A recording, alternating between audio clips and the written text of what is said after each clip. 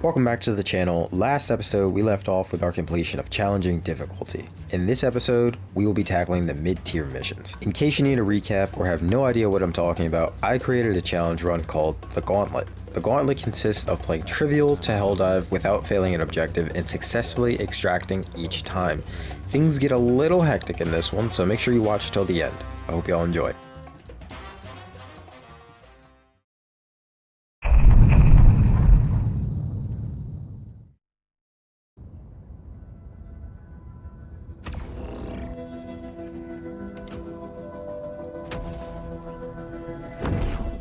We left off last. Alright, enough with the voice. That jaw hurts. I'ma just talk to y'all normally now. Alright, so as I was saying, we left off last time with our completion of challenging difficulty and have now moved on to extreme. Now, at the time, I thought, yeah, this probably ain't gonna be too difficult. You know what I mean? It's gonna be something like, it's just extreme, you know? I've played on this difficulty before, but I could not have been more wrong. It all makes sense when we extract. So we waste no time at all and we jump straight into the action. Rocket Devastator has to go first. They take priority over normal infantry. I would rather deal with a bot drop than having rockets shot at me while I'm trying to prevent said bot drop. It's probably got to be the most annoying thing ever. Oh, and this guy too. Terminal has now been activated, voltage calibrated. We are looking good. Speaking of looking though, I want to take the time to explain how important it is to look before engaging. Now, yes, you should be surveying the area before an engagement, but this is crucial for my own survival in this case. If I slip up once, it can be hard to recover. Most importantly though, each fight costs me time, which when playing solo, time is actually your worst enemy. So I need to be looking at my map and surveying all enemy routes and patrols at all times. We all have been a part of a team where one person just aggroes everything, or we may have been that person. I will not exclude anyone. And the whole mission turns into a cluster of death and recovery. And before you know it, 40 minutes have passed, and now you gotta race all the way to extract, and now you don't have any supplies or any stratagems. Womp womp. Getting back to the action though, we start a fight with some bots minding their own business. They do call a bot drop in, but that's still more than enough for me to handle, and we start making our way over to the launch codes. Launch codes acquired, let's be on our way. The map. Yeah, the map is quite literally our best friend and provides us some options. We can take the long way around, or we can push these patrols back and hit these two bases ahead of us. I think you can already tell what we're going to do. Going the long way around would prolong the mission way too much, and I don't have time for that. On the same note though, actions do have consequences, and pushing these bots now means I'm putting myself at risk of a death loop, which can happen just about anywhere if you're not careful. We get to the first base, throw in a 500, it goes boom, we do it all over again for the second base. Boys, we are making progress. Let's head over to the missile. We get on over to the launch site and not really much happens on this front. I mean, yeah, we turn these bots into scrap metal to be used for car parts, but that's really about it. Although I'm not too sure what parts they would even be turned into with all the holes in them. Like we mag dump a lot of these bots. I would say I personally mag dump some bots that get a little too close. That's just me though. But like what I imagine they probably do is they take the metal and then they melt it down, right? And maybe they make bullet casings with the bullets already inside. I don't know exactly how that works, but I mean, it seems like free ammo. I don't know, there's probably a lot more to it than that, but you didn't come here for science and analytics, you came here for democracy, and I plan to deliver. Speaking of delivering, let's send the bots a nice warm present on this cold planet. A goddamn ballistic intercontinental missile fueled by liberty and democracy. We love it. We find ourselves at another base, and of course, the infamous Hill and Prox mine setup. Then to top it all off, a rocket devastator for good measure. I don't like the way he shot me, so I did the only reasonable thing that anyone would do if they got shot with a rocket, and lived. I ran all of their pockets for their CPUs and their hard drives. They put up a little bit of a fight, but nothing crazy. As one last act of humiliation to the bots, I had an idea, and I thought I would give them a little example of a super Earth tradition. Team killing. Eat that, you filthy animal. So, with the cover of the storm, I had my sights set on extraction, but then I realized, oh shit, I can't use my stratagems, and this storm isn't going to last forever. So I spun the block one more time to get rid of the jammer. in hindsight, maybe it would have been better to leave, because the fight that breaks out next is a prime example of why not all fights need to be taken. We get a strider that blocks our path, and I think, okay, no problem. I'll just go around. No, okay, that's gonna bring more of them. Alright, screw it, we're doing this. The storm's ending, and we got to go. Let's get the grenade in this little vent and get on out of here. The ensuing fight takes up a decent amount of this recording, so I'm just gonna put this together in a montage. Enjoy.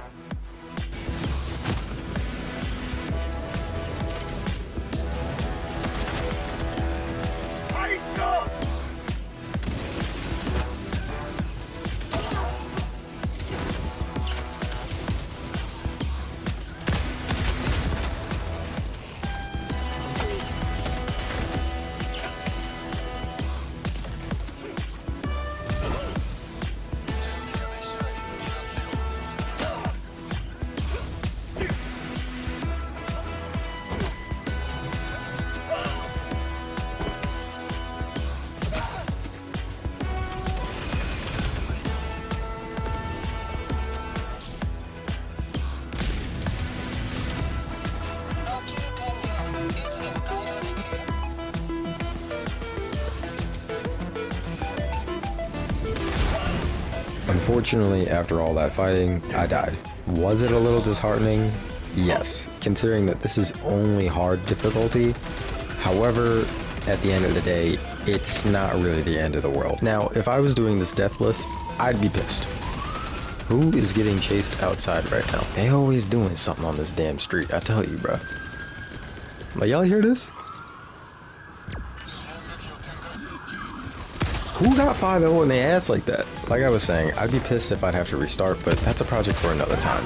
If you want to see me suffer and struggle more with challenges like these, subscribe, leave a like, and in the comments, let me know if you have other challenges you want me to do, because I've seen a few of them on YouTube, but not a whole lot. Or you can just comment on my dull sense of humor. Either one works.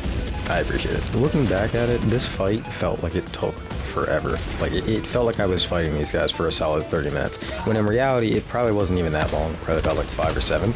But we get some assistance finally from our wintry friend, the Blizzard. And finally, with some visual cover from me to them, I could finally make my advancement towards Extract and begin calling it in. Yes, begin.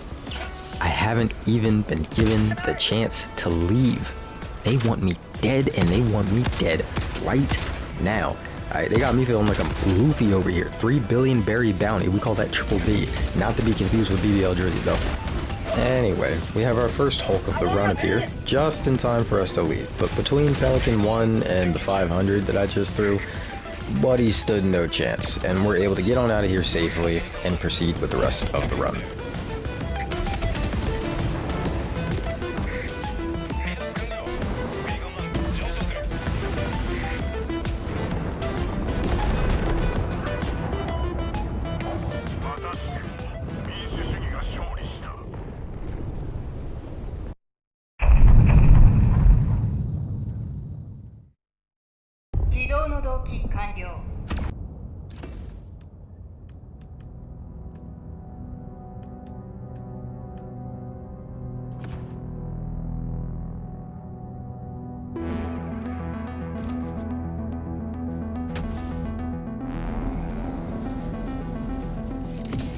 Extreme difficulty. This is the gateway into the harder missions, and where I'm gonna have to start taking each fight into careful consideration. One small mishap and it's wraps for me and the run, and I'm a little too far in to go back now. So let's lock in and let's get to work. While we're here, let me explain the setup, because each piece of equipment has an important role and there's a reason for why I brought what. You see, the bunkers are the only thing aside from tank towers, you know, the towers with the tank heads essentially, that don't move. The thing is, with the tank towers, because they're so small, unless you're hitting it with something that has very precise accuracy, you're very likely to miss. The bunker, though, is essentially just a big tank tower with a wider area to cover. The walking barrage completely destroys the bunkers with minimal effort if placed carefully, opposed to the obvious competitor of the 380. Thing is, though, I don't have to get close with the walking. Generally, if you throw it up right to the base, it gets the job done. In this case, I threw it a little short, but it still did damage and the laser cleaned it up. And that's what we bring the laser for. in case things go wrong, and that's also my oh shit help me button. It's really the only stratagem that provides heavy support and continuous fire for an elongated period of time. There's a reason why they only give you 3 of them. The autocannon is a no-brainer. Having an extra gun to kill the bots that I don't see or can't kill myself is always useful. And then there's the quasar cannon. It's a laser weapon, and those generate heat. We happen to be in a cold environment. This in turn means less heat buildup for us, and that becomes especially useful for aircraft fabricators, hulks, bot drops, and other types of enemies. Now, let's talk about the primary and secondary weapons. I'm using the crossbow for more destructive power on the go. If my shot is on point, then the bots won't really be much of an issue, and I can destroy bot fabricators on the go from a distance, keeping me out of harm's way and ready to run at a moment's notice. The deagle we take as a backup in case we get into some close quarters combat action, and it has some great stopping power for the mag size and damage. Then there's the nades. The nades are really anyone's choice. I personally prefer standard frag grenades because I always seem to unalive myself with the impacts, but you do you. It's just, for me personally, it's a little easier to just have the nade actually go in there than try and like thread the needle and have it, you know, go through the vent without hitting the wall. I don't have time for that. Every time I try to do it, I always get killed. So I don't even bother with it. And plus it doesn't have that big of an explosion radius anyway, because the crossbows and sometimes the grenade pistols, those are a little finicky to aim too. They also do the same thing.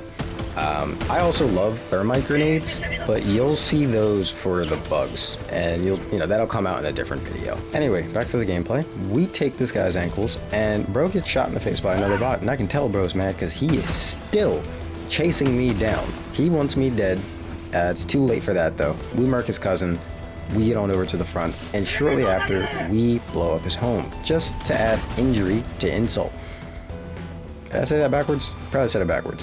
And probably it'd just be more injuries, to be honest. Getting some build use out of the crossbow though, and let me tell y'all, I love this thing. I already liked it on release, but the summer patch just made everything about it so much better. I don't know why I couldn't destroy fabricators on launch, but whatever, here we are. Bot drop gets called in, I call in the autocannon, eat that you nerds, now I can run away. Remember, hit and run tactics are not just about running away. I'm not running away from the fight itself.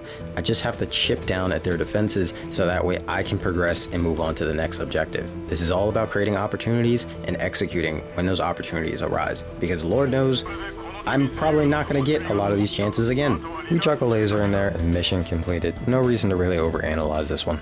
So remember earlier when I said that the map is our best friend?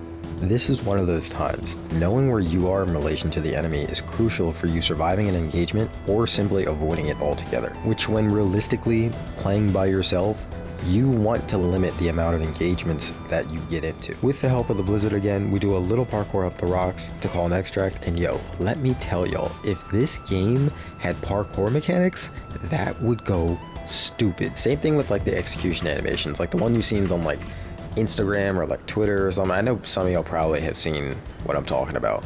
Like, I know that would take a little bit to animate in real time, you know what I mean, and have that like display properly for all the perspectives, and then like for the terrain, for the parkour, like how exactly would that work?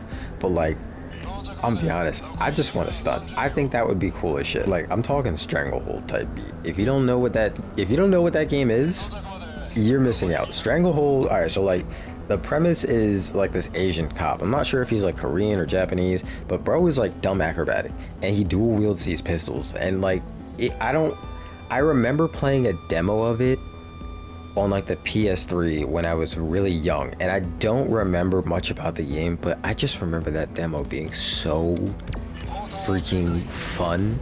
It was, oh, I loved it. I loved every single second of it. And it's actually crazy because I've been trying to find the name of this game for like literal years now. And of course, when I go to write my script, because, you know, I write everything in real time,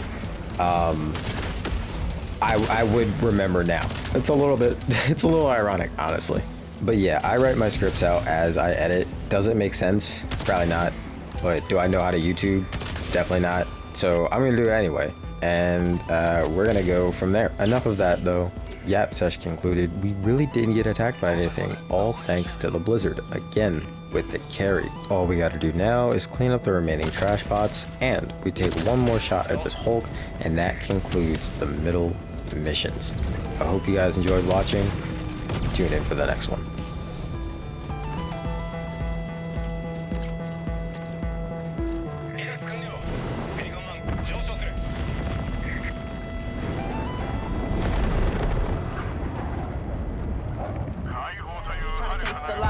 Well, I'm tryna chase the bands, yeah. She wanna fuck with friends, yeah. I got them in the trance, yeah. Hey, but now they tell me I switched up. Take this backwood to the face, then grab my cup. Shawty say she coming through, she on her way to fuck. It's a lot of lust, not a lot of love. Hey, I stack it up, can't get enough. Seeing shorty with you, she look at me and she